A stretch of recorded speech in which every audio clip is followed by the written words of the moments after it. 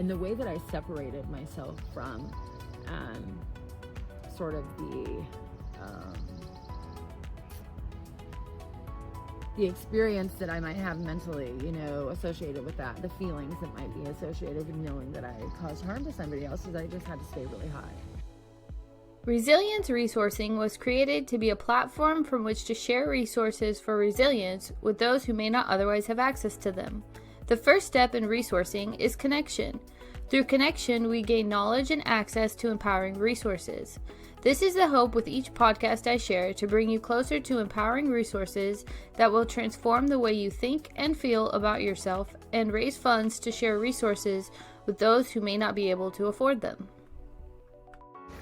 It's all or nothing for me about addiction, and so, if I was willing to throw a friend under the bus or, do damage to a friend, I just consider what that meant for people in the community. I didn't care about anybody else, and I'm actually a caring person.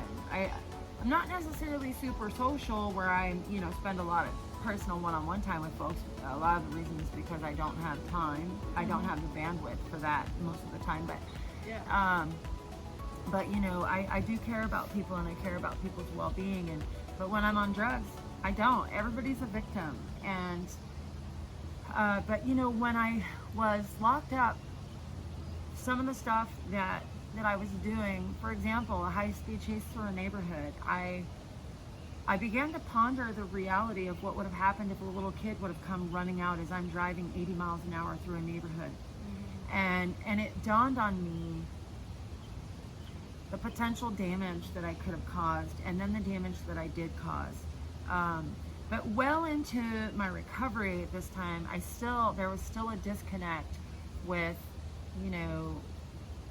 the folks that I had victimized, and, sort of saying, well, it was just a bank account. They can recover that through, whatever. And, and it took me kind of a while because I had lived like that for so long. And so, and even when I worked in social services, there was that similar kind of disconnect with a lot of the clients that I served. And as a social service supervisor and case manager, it wasn't my job to help anybody be accountable. It was my job to make their life comfortable and to serve, the agenda of the agency, which is to, put somebody in housing or make their stay more comfortable at a shelter, but not actually help them get their lives together, actually help them look at themselves and look at the things that were going on and teach them how to take care of themselves and how to be independent. The whole thing, that you talk about is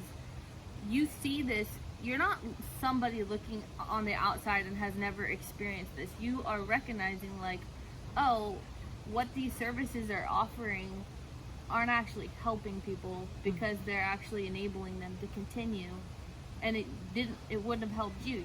You believe what helped you was actually being incarcerated and recognizing that accountability, I almost see it as like being treated as an accountable person, a responsible person. Like, when we treat somebody, children will just, we're kind of a little bit nicer to them. We put them, we want them to be comfortable. We don't treat them as if they have the brain power to make those certain decisions, But when you are treated like that, does that help somewhat with your dignity a little bit of I actually am responsible for what I'm doing. Instead of being a victim, I'm I don't know if you ever got to that place. I just am curious if that ever crossed your mind. Yeah, so, in social services, it made me think about what you're just saying. It made me think about how we're trained to treat people. And I won't say that, the stuff that I did never helped anyone. There are a lot of folks that it definitely helped, but I don't believe that we help them live a quality life. And the majority of folks definitely did not get clean and sober, did not go on to, live a different kind of life. There were two in particular that I know that did get clean and sober. And it's not really encouraged, actually, in a lot of social service settings. And so, Yeah, it's actually not encouraged, which is sad to me. But I do think that there have definitely been people in my life that have been compassionate in their approach. It's good to an extent.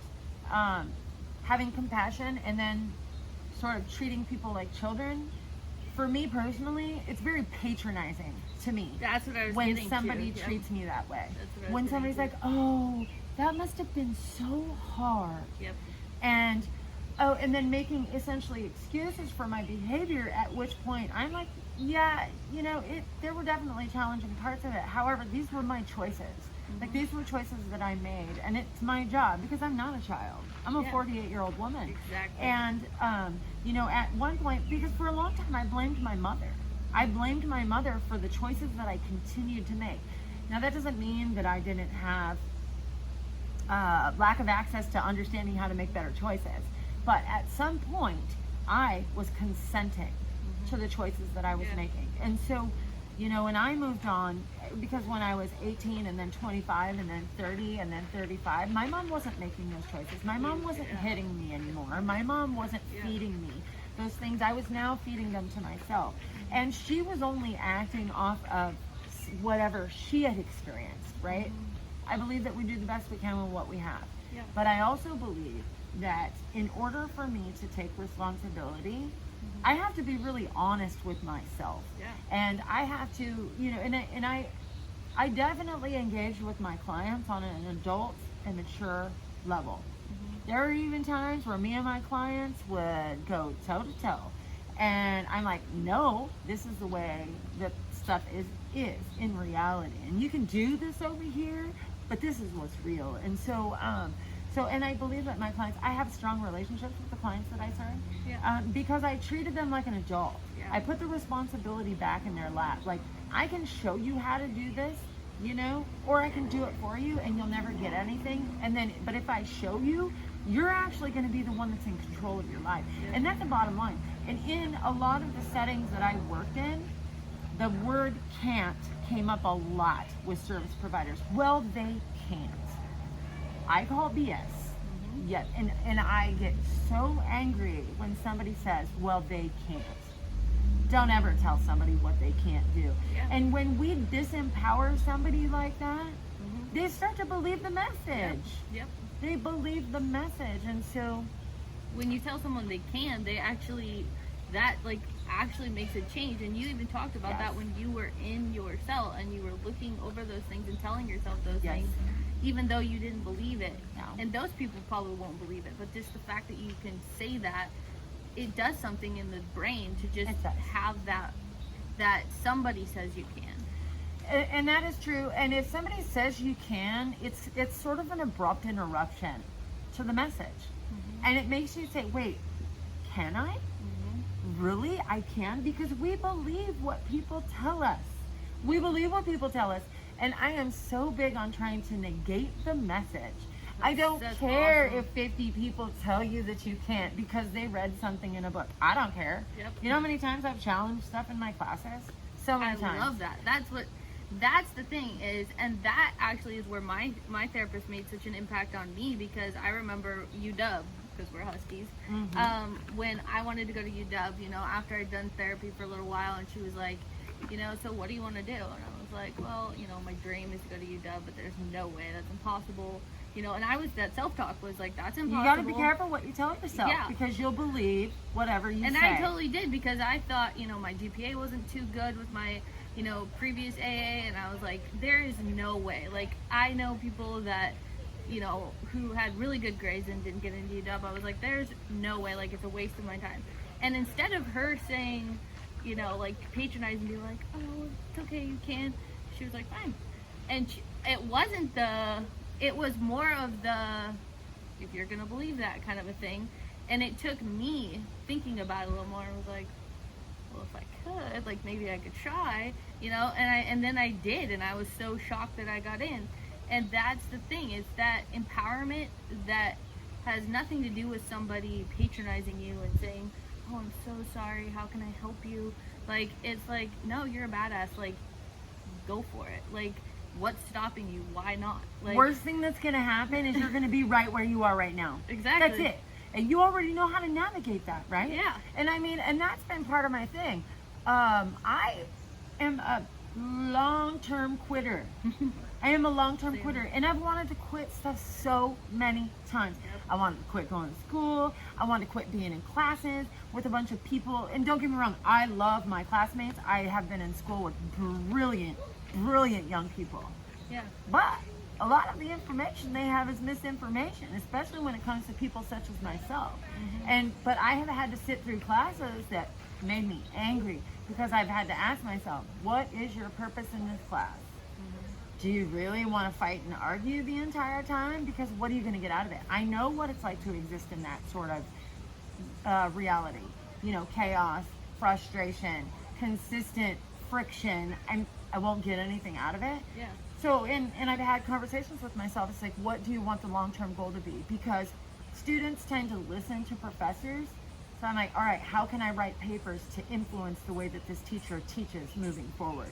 Because, right? Because Nothing stops you. I just love realize, that. well, and I love that you first of think all, that I'm way. older than most of the people, even some of my teachers, I've been Yeah. older than. And so, you know, and so I'm like, okay, how do I, because I'm an expert in addiction Yeah. and in incarceration, and I don't care who says that I'm not. Like, I Yeah. don't care what academics say about it because that's what they read. As soon as they stop calling people offenders, inmates, and felons, then we might be able to have a conversation about who an expert is. Because when people use those kind of labels, to me, that's just as offensive as a racial slur. Oh, yeah. And one of the problems with that, and I feel like this is somewhat tangential, but one of the problems with using those kind of labels is they've convinced folks in the environments that those labels are who we are. No, I'm a person that's been incarcerated. Exactly. I'm a person that's been in prison. I am a person that has struggled with addiction, Yep. but I am not those things. And so when they learn to stop labeling us as almost an inanimate object, Yep. then I might have the discussion and considering whether I think they're experts or not. But you can't come into my neighborhood and tell me you're an expert in my neighborhood because you've read 50 books on it. No. You can't do that because you've never lived in my neighborhood. And that's kind of like, and you know, the interesting thing with that also is I spent the first year at UW questioning my life experience. I felt like I was surrounded. Everybody was using a specific kind of jargon on campus. And these are young people that have hardly any life experience, right? And I'm not mad at them. You can only get it one day at a time. But they would talk about the things that I've experienced in my life as though they actually knew. And I tended to question it because everybody, and this is the hard part for folks, right? Especially folks such as myself, or in any kind of environment, a person coming into an environment that they're not familiar with. There is an immense amount of insecurity sometimes because everybody seems to be speaking a language that you don't understand. Yeah. So I spent the first year of my education questioning myself, questioning my experience. And then we had the George Floyd murder, and then we had the protests. And then what happened for me is I was like, wait a minute, this is where I'm from. I'm from these neighborhoods. These people are my friends. I served these people after I spent tons of time in prison with them. Like, this is where I'm from. I'm like, oh no. And a lot of like the dialogue and the narratives that were coming out were from people that had agendas. And I was like, you're not talking, these are my people you're talking about. And so, so I started to recognize my life experience as valid. Oh, yeah. And I stopped negating it. And when I actually owned my stuff, my power started to come out in a very different way. And it, you know, and it's something that, like, I don't know, I can feel it even now thinking about it. And because my message is for my people, and my people don't have a color, they have an experience. The majority of us come from poverty, and that's really like, and that's where everybody's missing the boat. I get tired of telling my story. I can't tell you. I was looking up on Google last night, and there is article after article from all these different countries, and I went at least 10 pages through a Google search, and my face and those pictures just continued to come up, and so, you know, and I'm like, but but that's not really the story. And I appreciate that you want to hear about the hard things and like where I was, because, you know, the hard parts have been overcoming my self-talk. The hard parts have been saying that, no, I belong here. The hard parts have been saying, I don't have to be one of them or one of you or whatever. Like, I get to just be me and be here too. Yeah. Like, I don't have to wear the same outfit and I don't have to have the same jargon. I can be unapologetically myself and say, you know what, my experience is actually really valid. And let me just show you, and when I look at those pictures, which is the reason why I shared those two pictures, because that was the depth of my destruction and the height of my triumph. That is why, you know, my whole thing is, and I try not to talk much, and in fact I've heard critics, you know, on mine that I don't talk a ton, you know. Yeah. That's my whole goal. I don't, and you know, the one thing that I really did take away from community psychology is the voice of the whatever it is, whether it's poverty or racial injustice or things to do with imprisonment and criminal, any of that. I mean, it could be anything. If someone's struggling with mental illness, any of that. I'm not the person that needs to talk about them. They need to talk about them because they have that experience and they're powerful and they're the one that should have the voice, not me. Well, and the narrative that's happening, that has been happening in our country for a really long time, are that the people that don't have experience with it are the ones that are making the rules. Yep. They're the ones that are saying who gets to talk about it. And they're actually the ones that are oppressing those of us that have the experience because they try to invalidate us. And my message for the whole entire world is that it is up to us to take the lead in these conversations. Hell yeah. Because we can and we are capable. If you want us to have letters behind our names so that we can now become valid, hey, no problem. Because the reality is, and you proved that. That's well, what that's what I'm saying. Like, but that's what I love, because that's what you can pull the dope fiend out of the streets and put him into the environment where we learn and we rise to the top. Exactly. Can you pull the people that believe that they're at the top out and throw them in our environment and watch them succeed? Because I promise you, they're going to have a lot harder time. Yep. Because their intellect is not going to get them anywhere in the trenches of hell. However, I think it's necessary for all of us to work together. But I don't think that the same old rhetoric is what's going to be the solution. It's not. And that's all we're doing. We're just continuing to repeat the cycle. You know, everybody always feels like they're doing something different. And I had this sort of realization where I'm like, you know what? Back in the 60s, all the people that are running the country right now, they were the students that are in here fighting for everything. If you look at every generation of students on a university campus, they're all fighting the political body. They're all doing this stuff. And all they're really doing, though, is cycling themselves in through the same kind of, like, process to end up in the same place as the folks that are making the decisions now. What are we doing differently? Nothing. Because we're requiring, well, also it gets down to resources, because that's something I really recognize is the people who, you know, oftentimes get to the top and get those letters behind their name, unless they've like basically been given scholarships or some, you know, you hear those stories, you know, that they pulled themselves up by their bootstraps, whatever. You know, when we actually look at it, those people, they're basically handed that, you know, I almost think of Charlie the Chocolate Factory, that like The golden ticket. golden ticket. They got that and they were able to do that. But going through school and getting that, like, education is great, but education without experience and without actually having walked through some really hard shit yourself, it's just an education, and your ability to even express what your education is in is so minuscule. Like, and you'll see that you know, you work with people who actually have the experience and have walked through things and then also have the education. Those are the people you end up finding more trust in than the people who, you know, they were just, oh yeah, you know, my parents got me into school right out of high school, I went straight through, then I, you know, now I'm at the top of the whatever, and now I have all this money. But are they actually doing any work to help people? Are they actually making as much of a difference? No, because they wouldn't even know Right. why. They don't have that, like, you can't get that in any other way than actually walking through things. And that's why people, like, you know, this is my biggest thing on here, is wanting to give that opportunity. Like, you didn't just, like, you know, do, you know, get okay grades, you know, and get through school. No, you, like, showed up like a badass, and you won Washington State Truman Scholar. Like, that is huge for 2020. You were all academic on the all academics team. You know, you went above and beyond. You graduated with honors, from what I remember. Yeah, I think my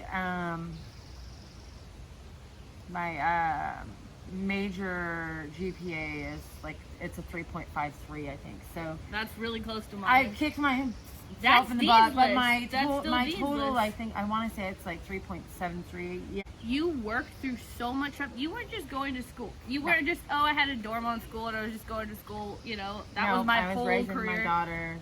How many things were you doing while you were going to school? So when I first started school, I was supervising 3 programs for a nonprofit, the biggest nonprofit in Western Washington. That's amazing. I was supervising 5 different case managers. I was carrying caseloads in a couple of the programs and getting people housed. I was housing more people than my staff, and I was trying to deal with my daughter's issues that she was having on campus at school. So I was on campus regularly. My husband was incarcerated. I was the victim of his crime, so I was testifying against him and for him, and he had 2 different trials in Seattle, and then he had a couple of other trials, so I was participating in that process. I had a son that was incarcerated, so I was consistently going across the state and visiting him and trying to financially support them on a very small, less than $42,000 a year.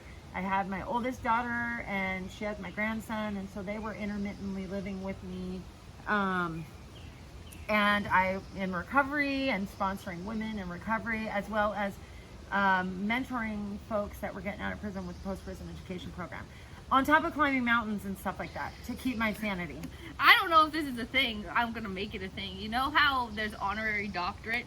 Yeah. I think you should get like an honorary master's and then like an honorary doctorate, or just go straight to honorary doctorate. Like, that's what she was doing in her bachelor's degree. Like, that's what people do with a master's or doctorate. Actually, they don't even do that much. When I was accepted to UW, though, I did quit my job, but I was still doing some other stuff. And you then still were having, and you already had more of an impact than people have with a doctorate. Like, it doesn't, those little, you know, those little letters behind your name, really, it shows that you went through and got the education, and that's great. And I'm not belittling education. Education actually made a big difference in my life. Mine as well. And we're both Huskies and proud to be. Yes. I would never say that education is not important. What's important is to recognize that experience and education go hand in hand. And when you recognize that and you see that, like, people who just were handed that golden ticket, that's great. But, like, that has, like, the actual outcome of what happens when you have the experience and the education, and you've actually walked through things, you walk through the trenches, there's nothing that can make up for that. Like, no amount of education can make up for that. Like, that is something that it should be a part of your resume almost. It should be a part of, I lived this experience. And not to say that we want somebody to go out and become a drug addict or any of that, but instead of seeing your obstacles and the trauma and adversity that you go through as my past, and I don't ever want to look at that anymore, and I'm just this new perfect picture perfect, you know, white picket fence person, that's what, you know, the U.S. we've tried to portray all the time, is like this picture perfect. No, actually, I've had a story, and that story made me the person who I am. Because that's my whole goal with resilience resourcing, is really to give that spotlight and to recognize each person has such a unique story. That's why there's no other person like you. That's why. And there's so many people out there that have a story that is so much not like yours. But then there is people that your story, if you weren't to tell it for what it actually was, they wouldn't be helped. They wouldn't be able to recognize, hey, it's possible. I'm not a drug addict. I'm not a offender. I'm not an inmate. I'm actually a college graduate. You know, like you're saying that, like that literally is your life. Like you're not, you aren't what you've done, Right. and you're not what your degree is. No. You're what impact are you making in people's lives, and the value that you see just in who you are. Like, you embody everything that I am all about, is just giving that mic and letting you, like, give the voice and the experience what it was really like. And even as you say now, like, what is your life like now? Because the goal also is to get scholarship so that you can finish your master's, and then I don't know if you'll need a doctorate too, because you said you want to go on. And what is your goal? I'm thinking about it. Well, so, sometimes goals change. Yeah. My goal really is to do consulting with law enforcement and prisons. I also would like to be able to speak now, at least nationally, Yeah. on a number of topics. Yeah. I'd be in the front row. With, creating really a community of hope holders and, agents for change, I think is really huge for me. So being able to, speak life into people, I think is really important. I am very passionate about speaking inside of prisons to folks that are incarcerated. It's probably one of my most favorite things to do next to climbing mountains. I'm not sure which one is on top. Oh yeah, on the side you just, almost summit, Mount Rainier. That's just... Yeah, no, I'm going to be doing that in August. So, anyways, I summited actually right before I started UW. I summited Little Tahoma, which is the rock on the side of Rainier. That's amazing. And then I did Adams and then Rainier, and so... You just, like, have all these things that you're just, like, you're just a badass in everything that you touch. Like, and I mean, I don't know about that, but I mean badass in a really good way. My kids would probably be like, she's mediocre as a mom. Oh my gosh. You're humble, but you really are, I mean... I work hard to try to be a better version of myself. There are some things I didn't live for a long time. I think it's really hard to change.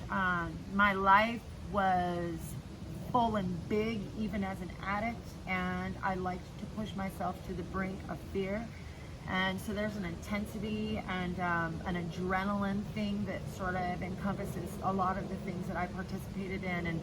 And I don't necessarily think it's healthy to just let go of something and then sit around. I think it encourages other destructive behaviors. And so what I've done essentially is switch addictions. And, I was out on this mountain with some friends, the very first mountain that I ever climbed, and one of our teammates broke his tibia. We didn't realize he broke his tibia, but he did.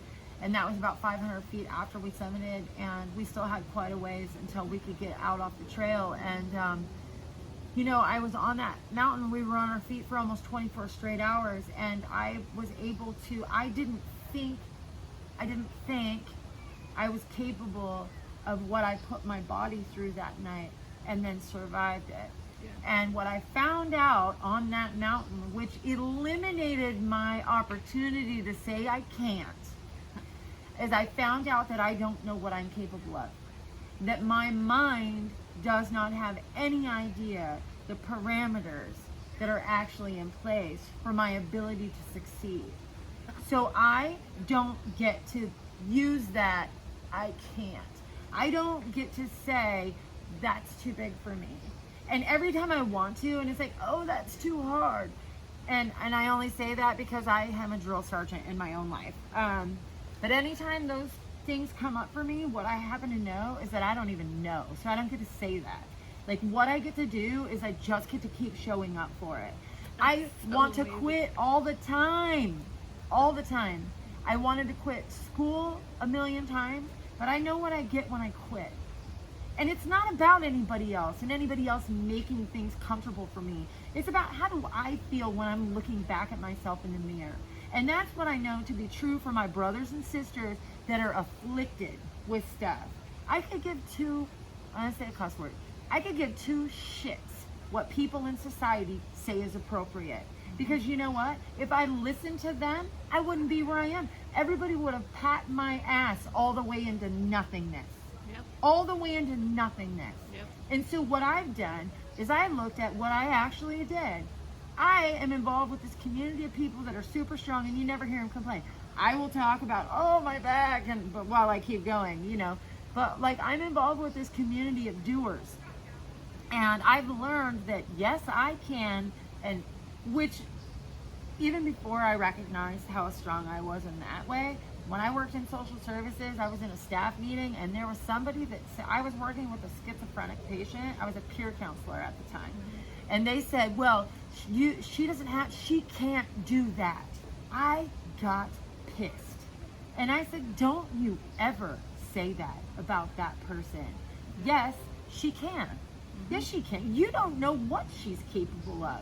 Just because someone has a label doesn't identify what they can and cannot do. And you don't know. So don't ever say that. And it makes me angry. Because it's limiting that person. It does. It's and when you tell limiting that somebody, person. well, you can't do that. Guess what? I'm going to believe it. Yeah. The same way as what we were talking about in the initial part of our conversation, where we were talking about, yes, you can. And then it like sparks this idea, because those are the things that we want. We want to believe that we can. And we have to be really careful the words that we choose to say to ourselves and the words that we choose to say to others. Mm-hmm. That does not mean that I am not nasty sometimes. I can be a jerk. I hurt my husband's feelings all the time. I hurt my kids' feelings all the time. You know, the beautiful thing is like I get the opportunity, and whether they want to forgive me or not, it's up to them. I recognize, like, okay, these are the contributing factors, but I don't always make excuses. Sometimes I make excuses because I'm also human. Yeah. But like, I get to go back and I get to say, you know what, that wasn't okay for me to do. Like, it wasn't. And you know, and I get closer and closer to my goal of being a better person on a daily basis. And so, you know, yeah, it's not, and it's about recognizing that humanity of yourself and giving yourself that ability to, hey, I'm sorry, what I did was wrong, and recognizing the whole thing about accountability and giving, even if that person doesn't forgive you, or even if it causes issues, it's that ability to self-reflect and continue to become a better version of who you want to be. Yeah. Because it's not about showing off for anyone else. It really is about your integrity and who you want to be, and then that comes out. That's why you have such an impact on others, because you're not competing for the spotlight. You're not doing anything for anything else, but because you've walked the trenches and you know that this is who you are, and this is the integrity you want to carry in your life. And you know, there's probably nothing more powerful than that. Like, really, I don't think that there is anything more powerful than your desire to have your own integrity for yourself because of your own walk and what you've been through, and knowing that is what really makes an impact. And it's not what you're reading in books and it's not what people are getting, you know, insta famous about. It's just the most real that you could actually be about all these things.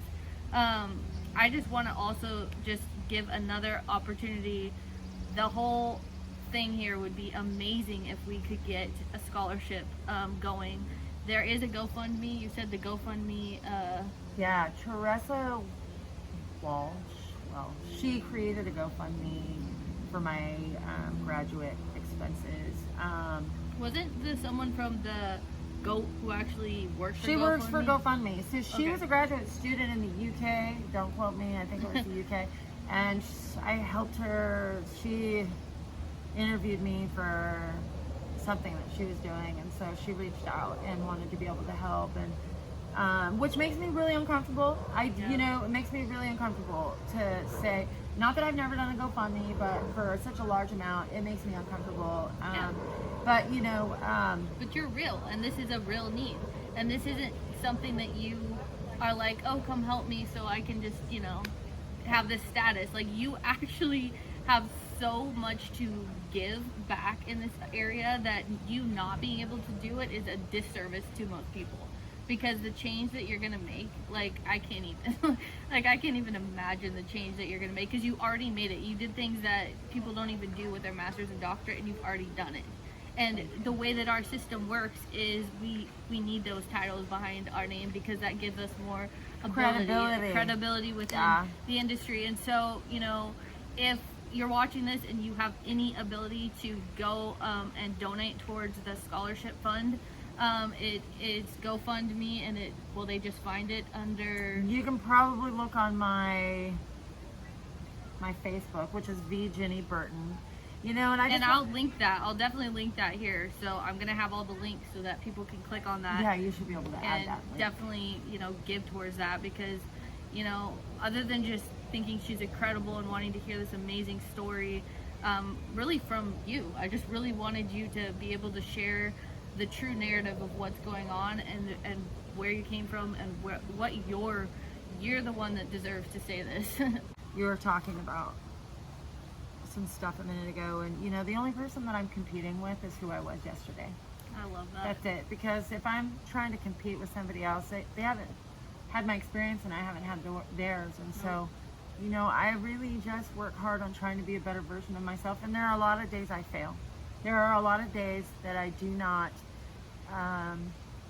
succeed in doing better than I did yesterday. But one way that I call myself a winner on a daily basis is that if I put my head down on the pillow and I did not use drugs. And for me, that's how this whole journey started, is I just wanted to stop using drugs one day at a time and destroying my life. And it's turned into so much more.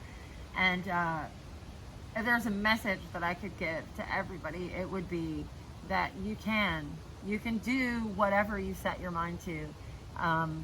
And reaching out for support is helpful. And for me, it started out with one person. There was one person that I made the decision to trust, and because I definitely have trust issues, but and the person did not fail me in that, and it just so happened that then I was on a journey to trust myself, because I realized that the trust wasn't not for other people. It was that I found that I wasn't trustworthy, that I was the one that was letting myself down. And so yeah, I want to thank you for inviting me out, and just FYI, so everybody knows, this is the first podcast I've accepted, because go Dogs. Go Huskies.